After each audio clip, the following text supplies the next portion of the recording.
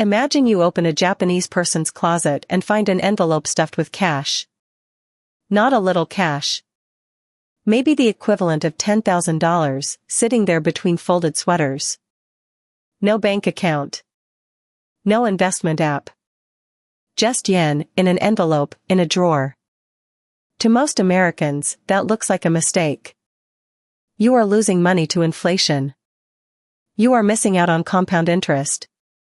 Every financial advisor in the United States would tell you to move that money immediately. Put it in a 401k. Buy an index fund. Do something with it. But here is what Americans get wrong. That cash in the drawer is not ignorance. It is a completely rational response to a completely different financial reality. And once you understand why Japanese households hold cash the way they do, it changes how you see money itself. Let's start with the number. Surveys from the Bank of Japan consistently show that Japanese households hold a significantly higher share of their assets in cash and deposits compared to American households. American households pour a large portion of savings into stocks and mutual funds. Japanese households keep a much larger share sitting in cash or low-yield bank accounts. That gap is not small. It is a fundamental difference in how two countries relate to money. So why does Japan hold so much cash? The first reason is deflation memory. For roughly 2 decades starting in the early 1990s, Japan went through a period of stagnation and mild deflation. Prices were not rising. In some years, they were actually falling. In that environment, cash sitting in a drawer was not losing value. It was holding value. Keeping cash was not irrational. It was smart. That experience burned itself into a generation of Japanese savers. The instinct stayed even after conditions changed. Compare that to the American experience. The United States has had persistent inflation for most of living memory. Every American learns early that cash loses value over time. Investing is survival. But Japanese households learned the opposite lesson from their own economy. Two countries, two completely different financial educations, shaped by lived experience rather than textbooks. The second reason is trust in physical cash. Japan is one of the safest countries in the world for carrying and storing cash. Theft is rare. The infrastructure around cash is deeply reliable. Convenience stores, which are everywhere in Japan, have ATMs that work around the clock with almost no fees. Gas stations, pharmacies, and small shops often prefer cash or are cash only.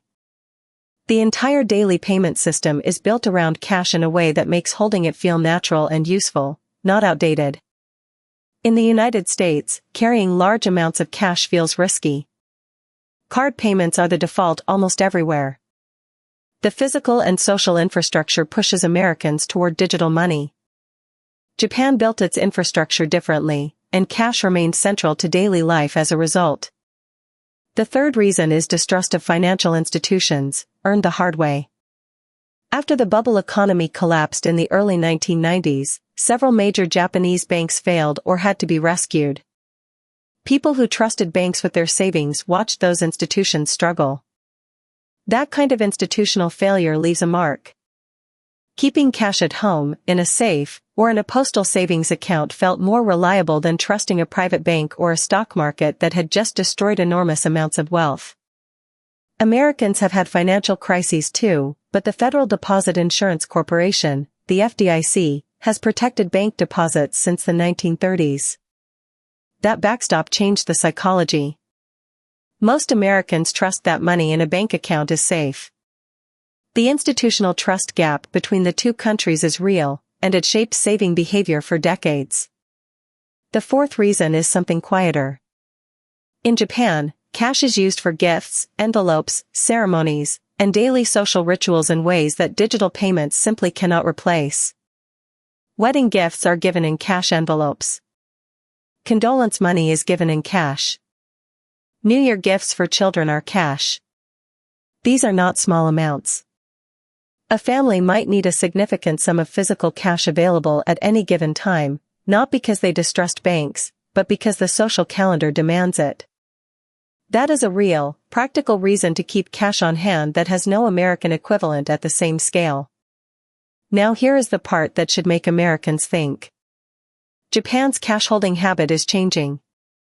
Younger Japanese people are adopting investment apps. The government has been actively pushing a tax-free investment program to encourage households to move out of cash and into stocks. The gap is narrowing. But it is narrowing slowly, because decades of lived experience do not disappear overnight. What Americans get wrong is assuming that Japanese cash holding is simply financial backwardness. It is not. It is the logical output of a specific history, a specific infrastructure, and a specific set of social obligations. The American way of investing aggressively is also the logical output of American history and American infrastructure. Neither is the universal truth about money. They are both answers to different questions. So here is what I want to ask you.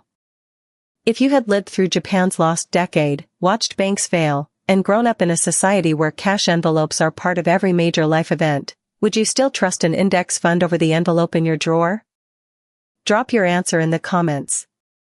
And if you want to see more of these Japan versus America money comparisons, the next video is already waiting for you.